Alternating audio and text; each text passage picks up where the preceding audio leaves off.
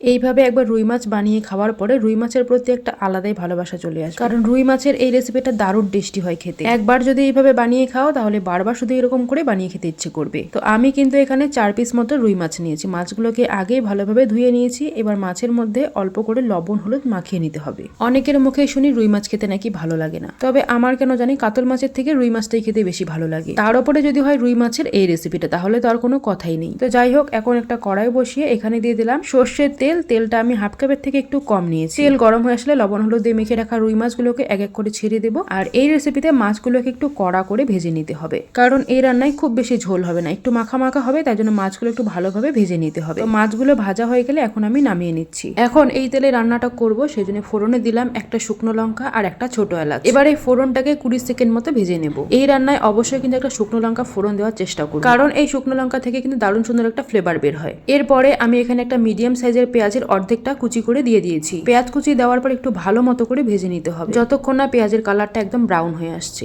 তো পেঁয়াজ ভালো মতো ভাজা হয়ে গেলে এবার এখানে 1 চামচ মতো পেঁয়াজ বাটা দিয়ে দিলাম। পেঁয়াজ বাটা দেওয়ার পরে পেঁয়াজের কাঁচা গন্ধ চলে যাওয়া অবধি খুব ভালো মতো করে ভেজে নিতে হবে। এরপর এখানে দিয়ে দেবো হাফ চামচের থেকে একটু কম আদা রসুন বাটা। আদা রসুন দুটো মিলে কিন্তু হাফ চামচের থেকে কম নিয়েছি। এবারে এই আদা রসুনটাকে খুব ভালো করে ভেজে নিতে হবে যতক্ষণ না কাঁচা গন্ধ চলে যাচ্ছে। এইদিকে একটা মশলা বানিয়ে নেব, সেই জন্য একটা বাটিতে নিয়ে নিলাম হলুদ, লঙ্কা গুঁড়ো, জিরে গুঁড়ো আর ধনে গুঁড়ো। সব মশলাগুলো আমি হাফ চামচের থেকে একটু কম কম করে নিয়েছি। মাছের পরিমাণ যেমন থাকবে মশলার পরিমাণটা কিন্তু সেরকম করে বুঝে শুনে নিতে হবে। এরপর মশলার মধ্যে অল্প জল দিয়ে মশলাটাকে খুব ভালো করে গুলিয়ে নিতে হবে। এদিকে কিন্তু ততক্ষণে আমাদের পেঁয়াজ রসুনটাও ভালো মতো ভাজা হয়ে গেছে। এখন এই মশলাটা দিয়ে দেবো, আর দিয়ে দেবো স্বাদ মতো লবণ।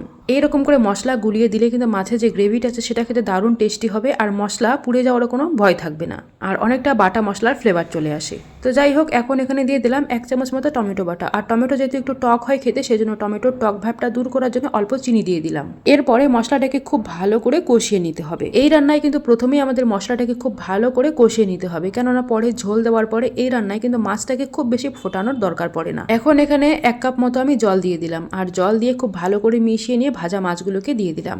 মাছগুলো দেওয়ার পরে একটু ঝোলের সঙ্গে ভালো করে মিশিয়ে নিতে হবে। আচ্ছা, ততক্ষণে তোমরা সবাই বলো তো যে কে কোথা থেকে আমার ভিডিওটা দেখছো, অবশ্যই কিন্তু কমেন্টে জানিয়ে দিও, তাহলে আমার খুব ভালো লাগবে। এখন কিন্তু মাছের ঝোলটা ফুটতে শুরু করেছে। তো এই পর্যায়ে আমি একদম অল্প করে গরম মশলা গুঁড়ো ছড়িয়ে দিলাম। গরম মশলা গুঁড়ো দিয়ে একটু মিশিয়ে নিয়ে মাছগুলোকে উল্টে দেবো। মাছের দুই পাশটাতে যেন মশলা ঢুকে যায় সেইভাবে কিন্তু রান্নাটা করতে হবে। আর ঝোলটা যখন একদম ভালো মতো ফুটে আসবে, তারপরে এখানে দিয়ে দেবো অল্প করে ধনেপাতা কুচি। আর ধনেপাতা কুচি দিয়ে আরো কিছুক্ষণ ফুটিয়ে নামিয়ে নেব।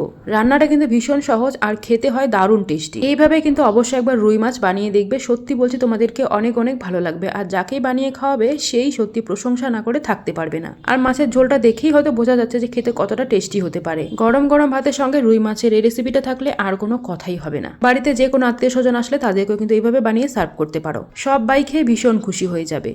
তো যাই হোক, কেমন লাগলো তোমাদেরকে আজকের আমার রেসিপি অবশ্যই কিন্তু কমেন্টে জানিয়ে দিও। ভিডিওটা ভালো লাগলে একটা লাইক কমেন্ট শেয়ার করে দিয়ে আমার ফেসবুক পেজটাকে ফলো করে দিও। আর যারা যারা ইউটিউব চ্যানেল থেকে দেখছো চ্যানেলটিকে সাবস্ক্রাইব করে দিও। যারা যারা অলরেডি আমার ফেসবুক আর ইউটিউব ফলো করেছো তাদেরকে অনেক অনেক ধন্যবাদ। সবাই খুব ভালো থেকো, দেখা হচ্ছে আরেকটা নতুন ভিডিওর সঙ্গে। টাটা।